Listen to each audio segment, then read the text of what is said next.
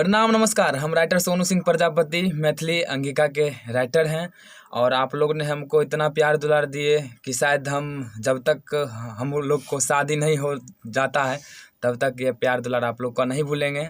तो ऐसे तो शादी होने के बाद तो सब लोग भूल जाते हैं का भाई सच बात बा ना? ठीक बा भैया। तो शादी होने के बाद सब भूल जाते हैं तो के पढ़ावे लिखावे में टाइम थोड़ा लगबे करेला भाई। तो आप लोग प्यार दुलार हम लोग को इतना दिए कि आज हम और बंसीधर कहाँ आ गए तो कहना मुश्किल बा भाई। आप लोग सुन उनके गाना को प्लास्टिक बोरा सुने भोला बा के जलवा चढ़े वो छौरी के पर्ची खगड़िया में।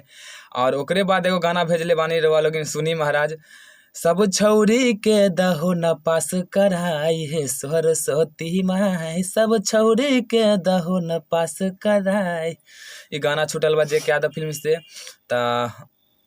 रवा लोग देखी भैया। और हमारे साथ बहुत सारे सिंगर हैं, सबको एक लाइन से हम परिचय करवा देते हैं। ये हमारे प्रणाम भैया लोग, हम सिंगर सुमो चिंगारी। मेरा अभी एगो सॉन्ग आया है, 2-4 गो आया है, जिसमें एगो है भैया। एक एक सुनाइएगा, थोड़ा मुखरा सुना दीजिए ना। छौरी छौरा की जय जय होत रहे, हरे कृष्णा हरे राम सब जपत रहे। जय हो जय हो, बहुत बढ़िया भाई। और हमारे एक एम सिंह बा भाई। हाँ, प्रणाम भैया। सभी लाइव देखे वाला के गोड़ छुके प्रणाम करतानी। हमार गाना आइल बा, सुनाओ तानी। अच्छा भाई, आप कहाँ से हैं?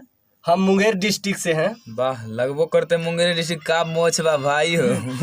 तो हमारे एक होली के गाना आइल बा, एगो डीजे के गाना बा, अभी रिकॉर्ड भइल बा।